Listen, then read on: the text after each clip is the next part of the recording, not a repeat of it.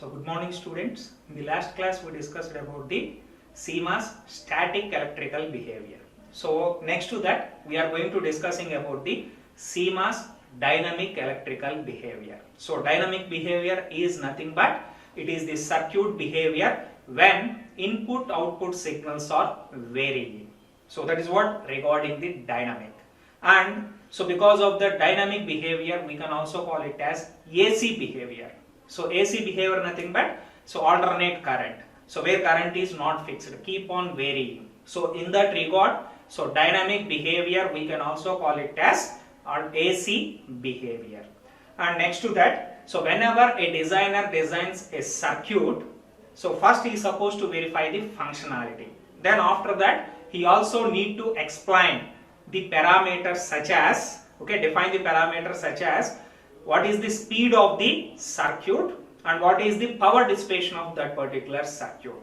These parameters also must be defined in addition to verifying the functionality. In that regard only, so we need to study about the electrical behavior, and that too, that speed and power consumption, so majority of portion that depends on this particular dynamic characteristics and the circuit load.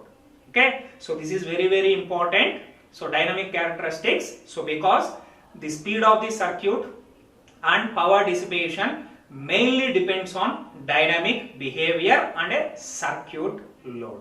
Okay, so because of that now we are going to discussing about that particular CMOS dynamic electrical behavior. So while coming for that, here we are supposed to know the speed and power dissipation. Those two parameters we are supposed to find out. So first we will look at the speed parameter. Okay, speed depends on two characteristics. So those two are transition time and propagation delay. So by means of knowing transition time and propagation delay, so we can able to identify, we can able to say what is the speed of the given circuit. So because of that, so coming to this, first we are going to discussing about the transition time. Okay, so coming to that, so transition time. So transition time is nothing but the amount of time so that the output of a logic circuit takes to change from one state to another is called transition time. Okay, so while coming for that, so if you consider any output of the circuit, how much time it takes to change from one state to another state, that will be defined by means of using the transition time. Okay, so this is the example for that transition time. So here we considered so a waveform, ideal case transition time. So it seems to be like this. Okay, ideal case in this sense where we considered zero time switching. That means so to change the output from one state to another state, okay, it is not going to take any time. That means within a zero time, so it changes from low state to high state as well as high state to low state. So this is what ideal case that we are going to consider. But practically this is not going to happen. So if you consider any particular output, so within a zero time it can't able to change its states. So because of that, a much more realistic one, so here we drawn, so in this particular one. So while coming for here, so it is going to take certain time to change from low state to high state as well as from high state to low state. And based on that, here they define the two parameters. So one is rise time represented with T suffix R, and second one is fall time represented with T suffix F. So while coming for rise time, so we can able to say the definition as the amount of time that the output of a circuit takes to move its states from low to high. So that is what we can able to consider it as rise time. Okay, the amount of time so that the output of a circuit takes to move its states from low to high. Then while coming for second parameter, so this one is representing the fall time, T suffix F. So where it is going to indicate the amount of time that the output of a circuit requires to change its state from high to low. That itself we indicated with T suffix F, fall time.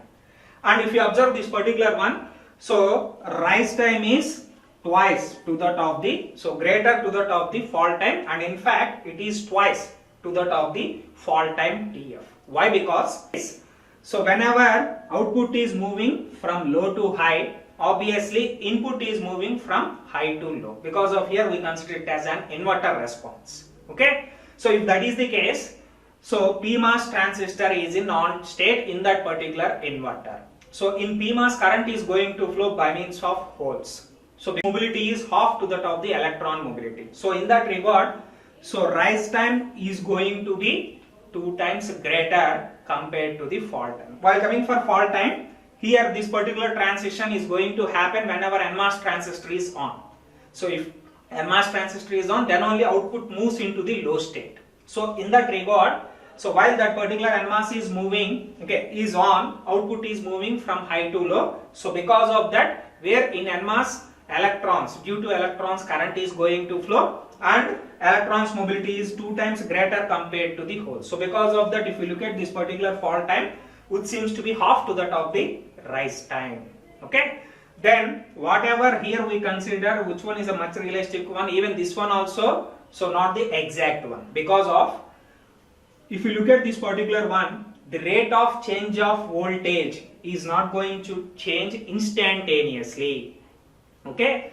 The rate of change of output voltage is not going to vary instantaneously. So if you look at this one and this one, so these points instantly they are going to vary. So like this.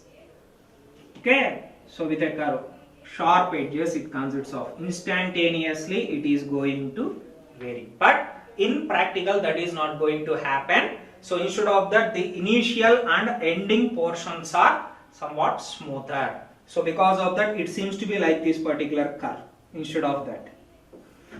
Okay. So like this. Smoother, we are going to get that starting and ending point edges. So while coming for here, because of while we are mentioning rise time and fall time over here, we came to know this is the starting point, this is the ending point easily because of their, so that response is changed instantaneously. But while coming for here, these are all seems to be starting and ending portions are smooth. So because of that, this curve nature they got. So now to find out the starting and ending point seems to be difficult. So because of that, so we are going to consider the specifications for the logic levels what we defined previously. For that reason only they considered these two, VIH minima and VIL max. So what is the VIL max value? Which is 1.5. What is the VIH minima value? 3.5. So like that, by means of deriving those specifications, so we can able to define, so what is the starting point and what is the ending point for that particular rise time and fall time. Okay. So if you look at both once again, so rise time is 2 times to that of the fall time. That is because of while coming for rise time, current is going to flow by means of holes. While coming for fall time, current is going to flow by means of holes. Because of that, obviously rise time is twice to that of the fall time. Okay.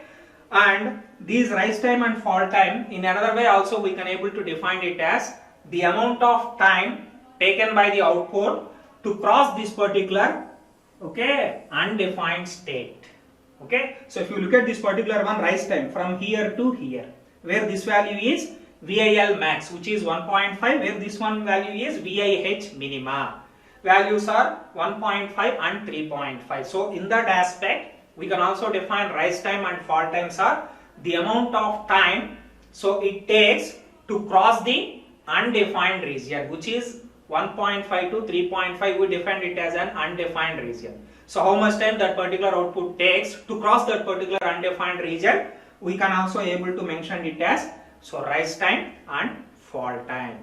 Okay. So this is what regarding the so much more finalized one, which is an exact one considering of all these parameters, and according to that we are going to define rise time and fall time.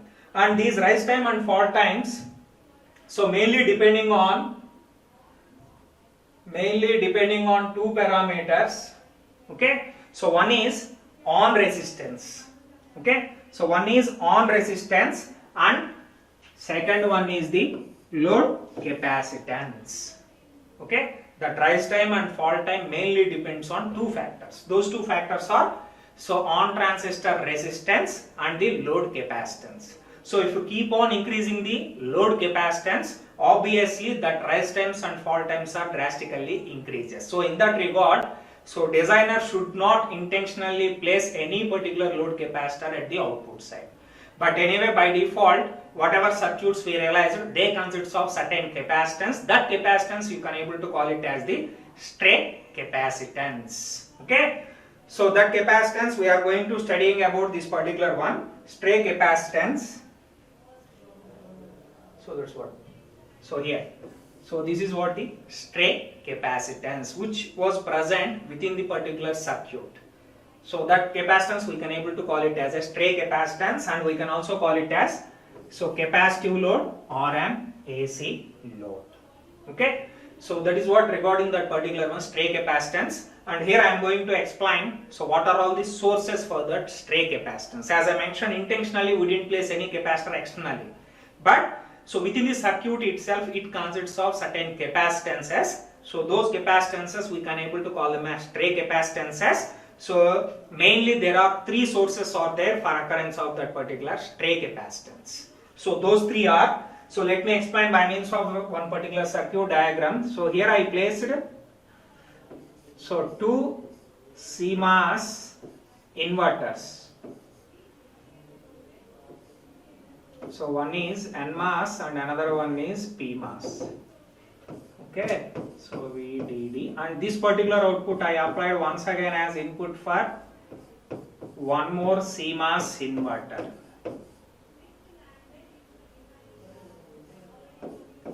So if I considered connections such as like this, okay, so V in and finally V out. So this is V out 1 and this is V out 2. If I consider the arrangement such as like this, from this I can able to explain so what are all the sources for this stray capacitance. So here if you look at this particular one, so one CMOS inverter driving another CMOS inverter. So at this particular point, so if you look at this particular output, that particular stray capacitance is going to exist because of the three sources. What are all these three sources? First one is due to the output circuits. So that's what? Output circuits. So if you look at this particular structure, so PMOS and NMOS, so internally it consists of certain capacitance nature. Okay. So because of that, those capacitance we are supposed to consider, and that value is lies in between 2 to 10 picofarads. Okay, 2 to 10 picofarads. So the capacitance due to the output circuit, where in the output it consists of two transistors, in this particular case NMOS and PMOS, and internally they consist of certain capacitances. So that is the first source for this stray capacitance. And second one is, so this output is connected to the next CMOS inverter by means of this particular wires. Okay, so to interface these two we considered wires. In general, wires also consists of certain capacitance within it. So that capacitance is the second source, where that particular value is 1 picofarad per inch or more than that it can be. Okay, so that is the second source due to the wiring capacitance. So where that wire we use it to interface between first inverter and second inverter. And while coming for the third one, input circuits. So this output was driving this particular inverter. So because of that, these transistors also consist of some input capacitances. That is nothing but, if you look at NMOS and PMOS, so this will act as one plate. As we discussed already in PMOS and NMOS structure, gate is separated by an insulating material with respect to source and drain. So in between insulating and before that gate and substrate, these two will act as a capacitive plates. Because of that, here you are going to get a capacitive nature. Okay, so because of that, that capacitance also must be considered as a stray capacitance. So that is the third source, input circuits. Okay, so input circuits, and it values this value lies in between 2 to 15 picofarads. Okay, so that is what. So these capacitances you can't able to eliminate. So here I didn't place any capacitor intentionally. Okay, so but unwantedly internal of the particular circuit itself, you are going to get all these three sources of the capacitances. Combining all these three itself, we can able to call it as stray capacitances, or we can also call it as capacitive load, or we can also call it as AC load. Okay, so considering all these, so now our intention is to find out the effect of AC loads. Okay, so for that we need to find out the rise time and fall time for a given circuit. So here once again we are going to consider the CMOS inverter, and by means of considering the AC load and DC load, we need to find out the rise time and fall time. So we will look at that particular one. So here I consider one example. Okay, first I consider the CMOS inverter.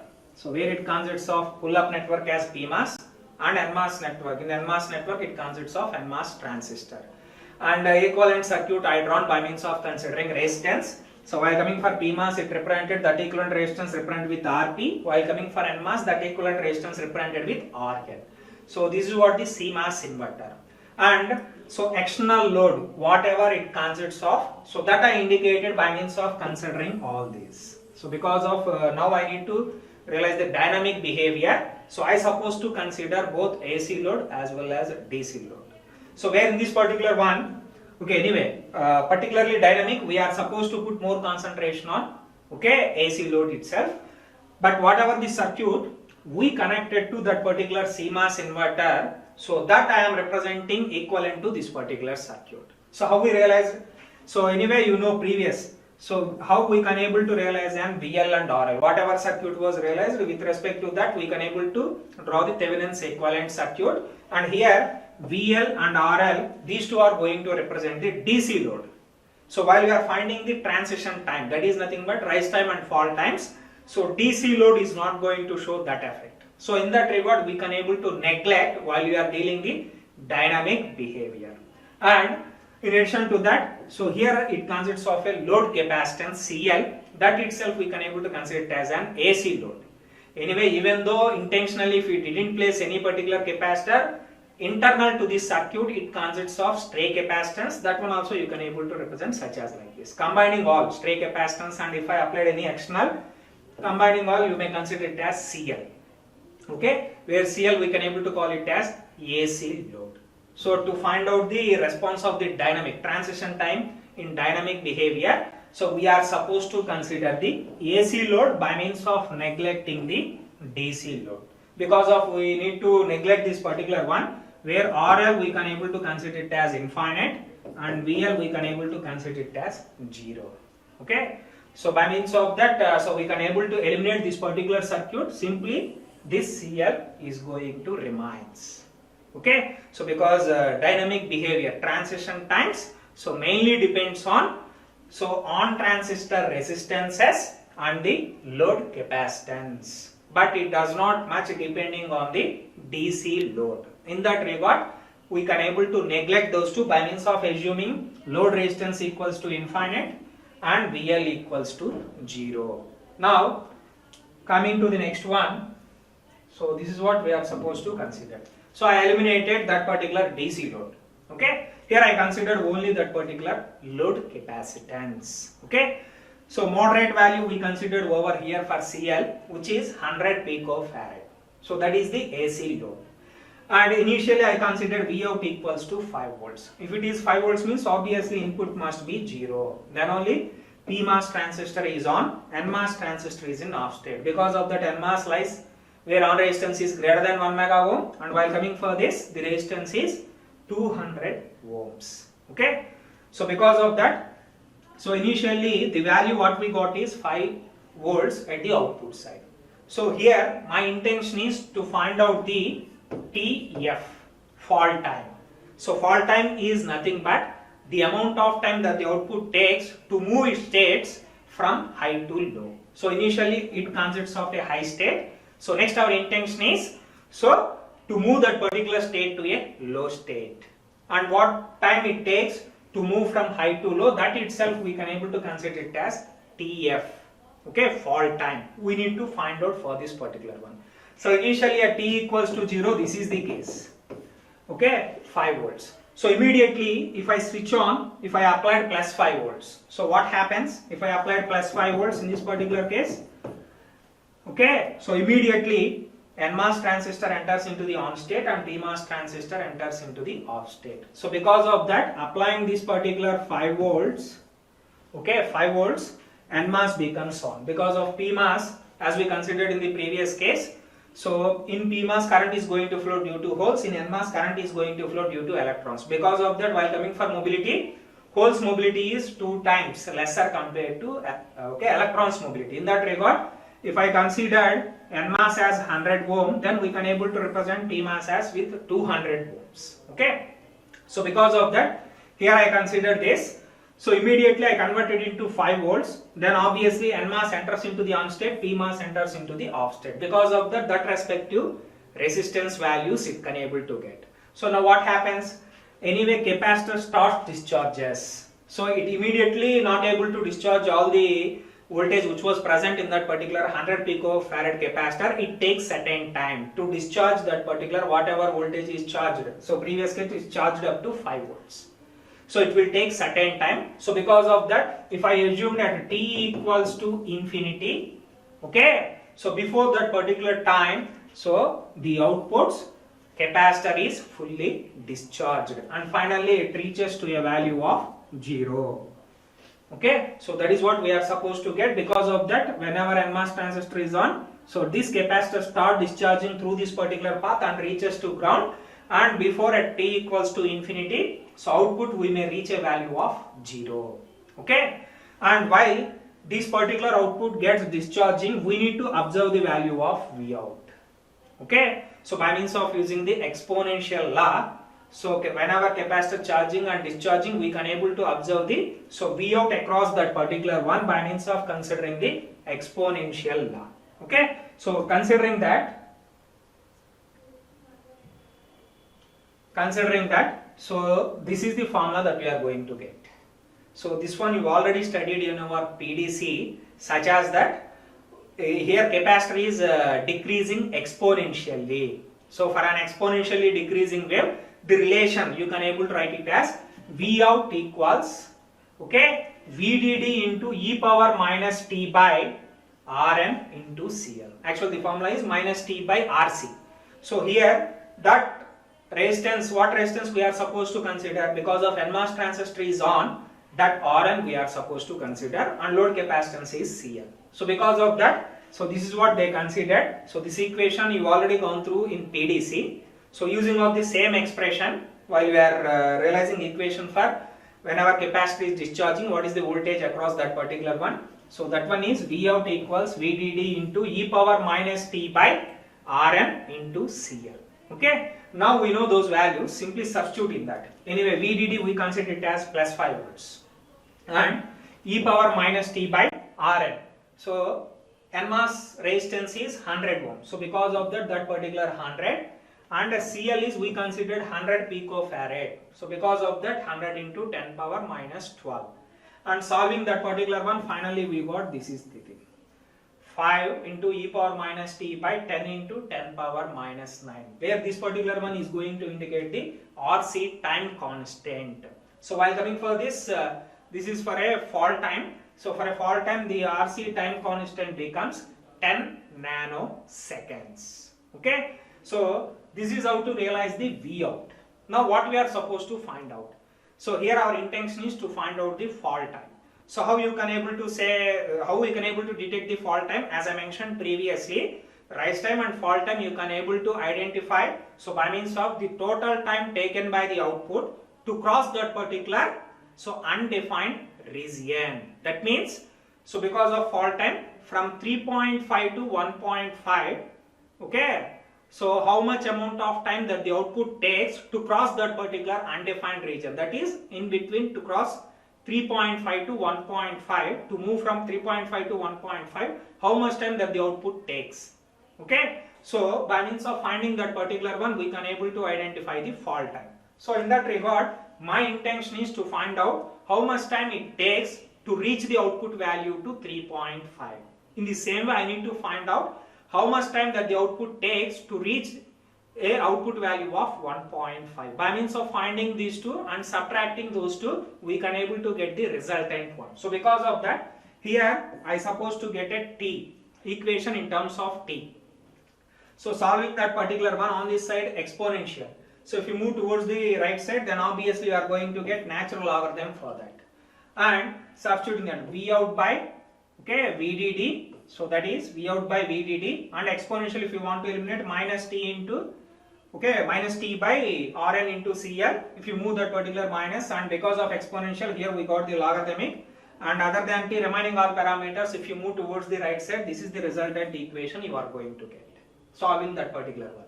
So if you substitute now Rn into Cl, where we got a value of 10 nanoseconds, substituting that particular one, natural logarithm of v out by vdd as 5. And now I need to find out time taken to reach the 3.5. That's what we need to find out. So time taken by the output to reach a value of 3.5. That means in this v out you are supposed to replace with a 3.5. Substituting that particular one, you can able to get the equation for value for time taken by the output to reach v out equals to 3.5. In this particular case, solving that, we can able to get a value of 3.57 nanoseconds. And next to that, we need to find out time taken by the output to reach 1.5. So that's what t equals to 1.5. Simply substituting here v out 1.5, you can able to get a value of 12.04 nanoseconds. And next one, what we need to find out? So finally we need to find out the fall time. Fall time is nothing but the amount of time that the output takes to move from 3.5 to 1.5. By means of subtracting these two, so you can able to get a resultant value of 8.5 nanoseconds. So that is the fall time. So which is TF. So in this particular case, TF you can able to get such as like that. So by means of finding these two and considering the difference between those two, we can able to realize the fall time for this particular one. So 8.5 nanoseconds is the fall time for the whatever circuit we considered previously. So in the same way, next we are supposed to coming to that same, based on that particular equation he realized, so v out with respect to time. So how it is going to vary, and while coming for that, so initially the output is 5 volts. Because of fall time, initial case we consider it as 5 volts. Then after that, by means of varying the input, output is drastically decreases to 0. And while it is moving, so once if it reaches 3.5 and then thereafter keep on decreasing and it crosses the 1.5, and fall time you can able to say that the amount of time that the output takes to cross this particular undefined region, that is nothing but this particular region. How much time it takes, that itself we can able to represent with an fall time. And also here they mentioned the status of NMOS transistor and PMOS transistor, were indicated with RP and RM. So RP, if it is in on state, then 200. If it is in off state, then greater than 1 mega ohm. In the same way for RM, so if it is greater, if it is on off state, then greater than 1 mega ohm. If it is in on state, that is 100 ohms. So initially, PMOS transistor is in on state. So as per this circuit, initially 5 volts we got. So after that we converted input into 5 volts. So because of that, after some time immediately that particular NMOS transistor is on. So because of that this situation gets reversed. While coming for, whenever NMOS transistor is on, it becomes 100 ohm, and PMOS transistor is in off, because of that greater than 1 mega ohm. So that circuit situation only here they mentioned with respect to PMOS resistance and NMOS resistances. So and so next, so previously we find out the fall time. So next our intention is to find out the rise time, T suffix R. So what it means actually? So rise time nothing but the amount of time that the output takes to cross that particular undefined region. That means that too from low to high. So in this regard, if you consider first initial state, we considered V out equals to 0. Okay, because of rise time, the amount of time that the output takes to move from low state to high state. Or in another way, you can also define it as the amount of time takes by the output to move from 1.5 to 3.5. That one also you can able to define it as the rise time. Okay. So because of that, initially we considered V out equals to 0. Okay. For that reason, so V out I supposed to get a value of 0 means this one must be initially 5 volts. At that time, NMOS transistor is on, PMOS transistor is in off state. So this is the initial case that we got at t equals to 0. Then after that, so here our intention is we need to find out the rise time. That is nothing but, so initially this particular capacitor is not charged. So initially it's having a value of 0 volts. Then after that, by means of varying the input to 0 volts. Now what happens? PMOS transistor enters into the on state, NMOS transistor is in off state. So because of that, now current path exists through that particular V out. That particular 100 picofarad load capacitor is going to charge. Okay, so that is how it seems to be. And at a sudden, that capacitor is not going to charge. It is going to take certain time. So because of that, at t equals to infinity, you can able to say it as that capacitor is fully charged, and finally we got a value of plus 5 volts. Okay, so that is what you are going to get after certain time of, okay, switch on this particular PMOS transistor. So here, based on this particular circuit, so considering the same logic whatever followed in the previous one, we are supposed to find out the rise time TR. Okay, for that particular one, so the equivalent equation for that particular circuit is, so VDD equals V, okay, V out equals VDD into, so because of now, so output is moving from low to high. That means capacitor is charging. So whenever capacitor is charging, that one also in exponentially. For that, the equivalent equation for that one is, you already studied in your PDC that V out equals VDD into 1 minus C power minus T by, here PMOS transistor is on, because of that RP you are going to get, RP into CL. Okay, so the main difference between previous equation and this one is, here because of capacitor gets charging, 1 minus you are supposed to place, and instead of Rn, here PMOS transistor is on, because of that RP you are supposed to place over there. Okay, then substituting those values, 5, 1 minus C power minus T by 200, anyway RP value is 200 ohms and CL value is 100 picofarad. Considering that, finally we got 20 into 10 power minus 9. Based on this, we can able to say that for a rise time, the time constant RC is 20 nanoseconds. And based on that, once again we need to find out the rise time. So rise time is nothing but, so how you can able to find out the amount of time taken by the output to cross that particular undefined region. That means from 1.5 to 3.5, how much time it takes. For that, so from this particular equation, first we need to realize the equation for time t. With respect to t, we are supposed to find out. So solving and rearranging that particular one, this is the equation that we are going to get. And VDD has 5 volts and R and C, nothing but 20 nanoseconds, 20 into 10 power minus 19. And here V out, first we are supposed to consider the 1.5. The time taken by the output to reach V out value as 1.5.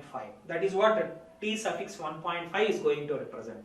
Okay, so that we got a value of 7.13 nanoseconds. Next, what we need to find out, the time taken by the output to reach its value as 3.5, that itself indicated with T suffix 3.5. So by means of that, substituting this particular V out as 3.5, you got a value of 24.08. To get this particular value, V out must be replaced with 1.5. By means of that, these two values we are going to get, and finding the difference between those two, you can able to get the, okay, rise time. In this particular case, its value is 17 nanoseconds. So what we got the value for that previously for fall time is, so 8.5 nanoseconds. If you compared 8.5 nanoseconds with this particular rise time 17 nanoseconds, so where this one has rise time, okay, so this rise time is exactly doubled to that of the fall time what we got over there. There 8.5 into 2, it becomes 17 nanoseconds. So how we got this particular one means, because in this particular case PMOS transistor is on, where it consists of 2 times greater resistance compared to the NMOS transistor. So because of that, here you are going to get 20 nanoseconds, and there we got 10 nanoseconds. Because of that, so rise time and fall time also going to differentiate by twice. Okay, so rise time is 2 times greater compared to the fall time. The reason is, so in fall time NMOS transistor is on, okay, and in rise time PMOS transistor is on. Anyway, the relation between those two is holes mobility is half to that of the electron mobility. So because of that, okay, so rise time is 2 times greater compared to the fall time. Okay, so that is what the justification and how to find out the rise time and fall time. With that, so we can able to observe the transition time. And next to that, okay, within this only, so once again they define, so the output V out response with respect to time. So because of this is a rise time, initially it consists of a 0 value, and by means of varying the input, slightly it increases, and first if it reaches to 1.5, then thereafter it crosses the 3.5.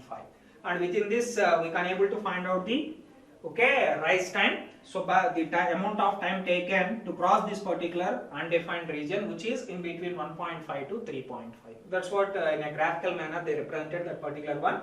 And same as previous one, so initially PMOS, okay, is in on state, so at this particular instant of time. So then after that, okay, initially, so NMOS transistor is in on state. So then thereafter PMOS transistor comes into the on state.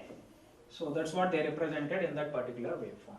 So initial state and final state. So based on that, initially NMOS transistor is in on state. So that's what they indicated. Okay, so after that, so PMOS transistor is going to switch on. So at that particular, so based on that only, so output is increased from so low to high. So that is what regarding this particular transition time. And next we are supposed to study about the propagation delay. Okay, because P depends on as I discussed, both transition time as well as propagation delay. So to know the propagation delay, first of all you need to know about the signal path. Okay, a signal path is a electrical path from a particular input signal to particular output signal. So that is a signal path. First you need to know about that particular signal path. So which is the electrical path from a particular input signal to particular output signal. And based on that particular signal path, we can able to define the propagation delay. So propagation delay, TP, we can able to indicate it as T suffix P. Propagation delay of a signal path is the amount of time that it takes for a change in the input signal to produce a change in the output signal. So in a simple way, we can able to say it as, to find out any circuit propagation delay, so how much time, okay, it takes to change the output after applying of the input. So in that way also you can able to mention it as propagation delay.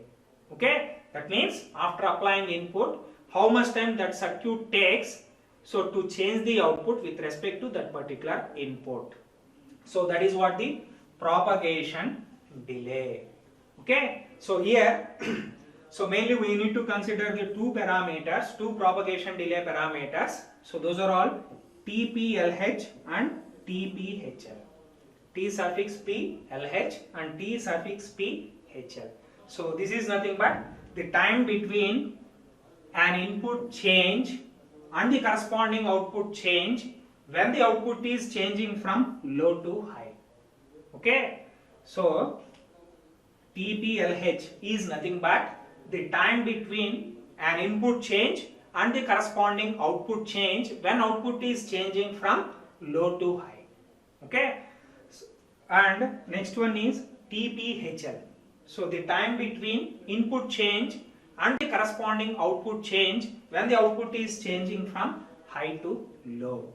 That means by means of applying input, so where output is moving from low to high, so after applying input, how much time it takes to move that particular output from low to high, that itself we indicated with TP-LH. In the same way, if we consider TP-HL, so if you applied input, then output is moving from high to low. So after applying input, So how much time it takes to move states from high to low at the output side, that itself we represented with TPHL.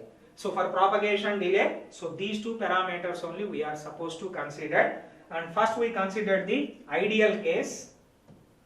So this is how the ideal case seems to be. So here we assumed it as rise time and fall times becomes 0.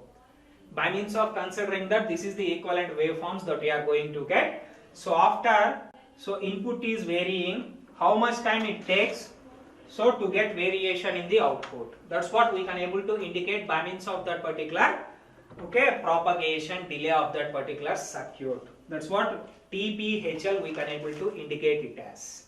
So while coming for this TPLH, so after so variation in the input, so how much time it takes output to change from one state to another, that itself we indicated over here. That to here the state is output is moving from low to high. So this is what we are going to consider, but here we neglected the rise time and fall times. Because of that only abrupt changes we allowed here and here. But in practical this is not going to happen. So in practical we must consider that particular rise time and fall time. So because of that much more realistic one or seems to be like this. So in this particular case, so same as previously, some rise time and fall time we considered. And to find out that particular TPHL and TPLH. So how we can able to find out means midpoints we are supposed to consider. That means, so after input is varying, once if it reaches to the middle point, then output also going to vary based on that particular input variations, how much time it takes to reach that particular midpoint.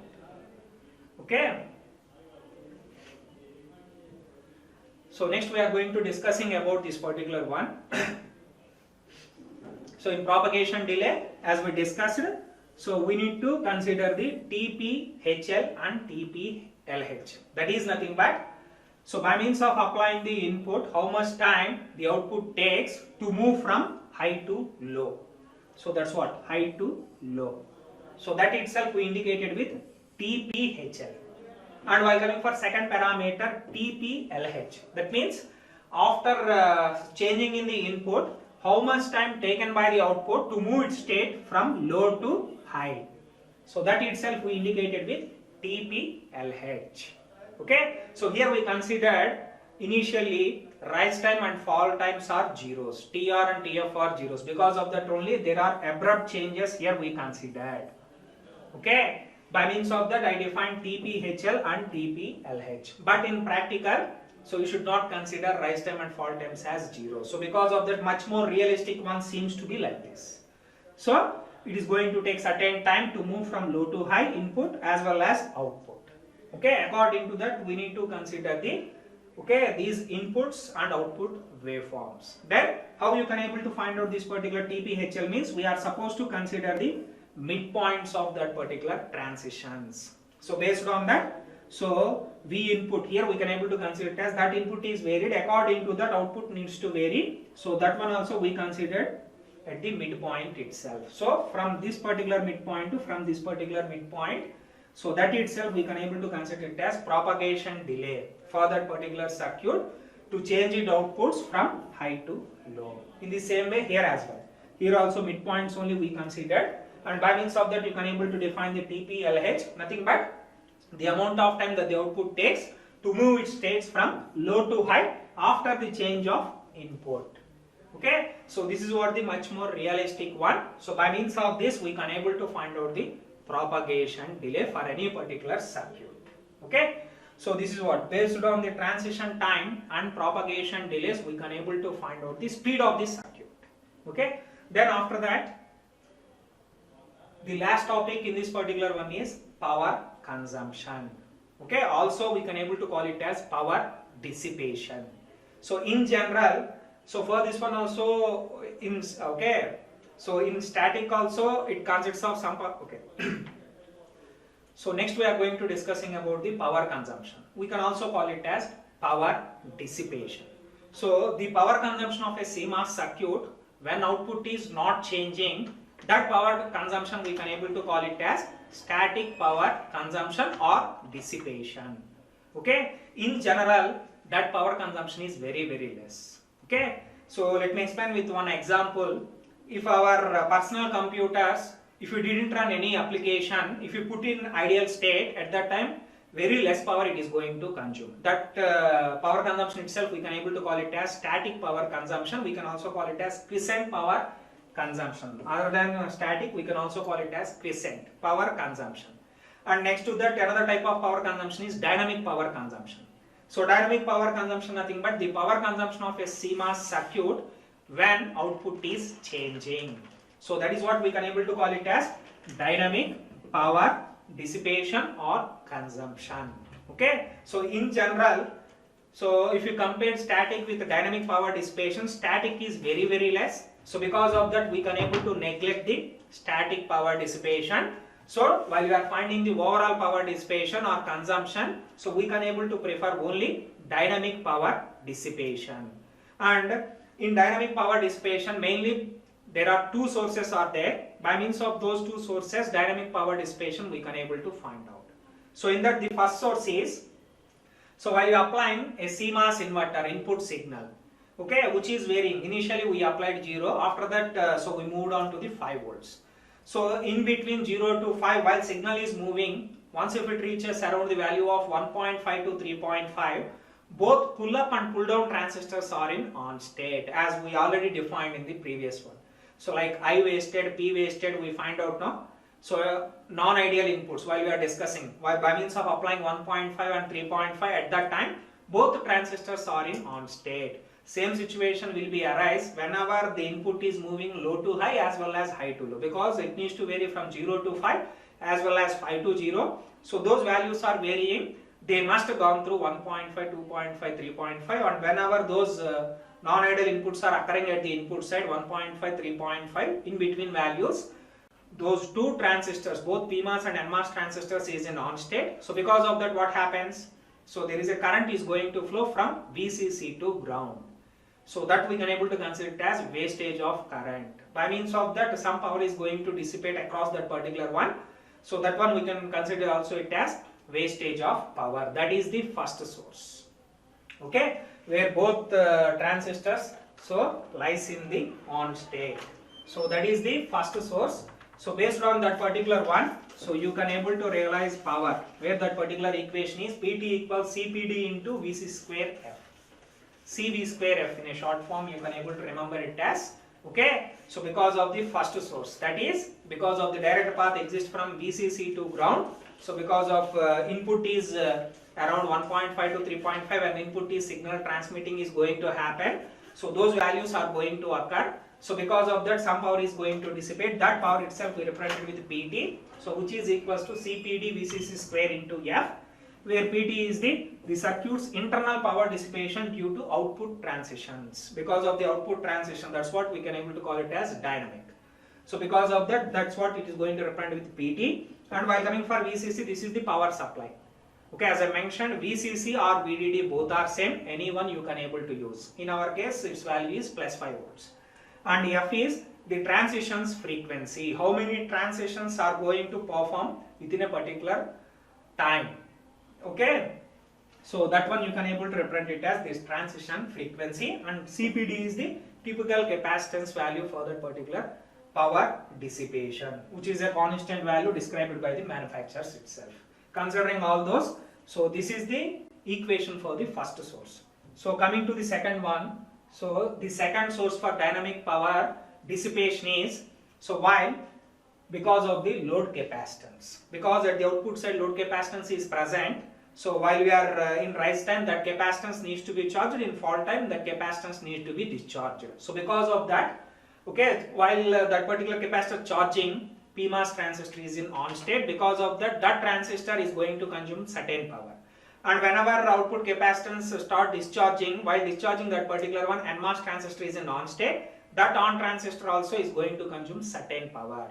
So because of output capacitor charging and discharging, by means of these transistor operation, they are going to consume certain power. So that is the second source for the power dissipation. Based on that particular one, so final equation we can able to write it as PL equals to CL into VDD square into F, considering those on resistances of NMOS and PMOS. And finally, combining these two, you can able to find out the overall dynamic power dissipation, combining these two sources. So because of that, PD equals total dynamic power dissipation equals PT plus PL. Adding those two, this is the resultant equation that we got. But in general, in a whole thing, so we can able to consider it as CV square F. Total power dissipation in general terms, directly we can able to consider it as CV square F. That is the formula to find out the total power dissipation, where in this particular C it consists of both sources, that is, okay, CPD as well as CL, combining those two only. Okay, so that is what regarding this particular one, CPD plus CL, where C is nothing but.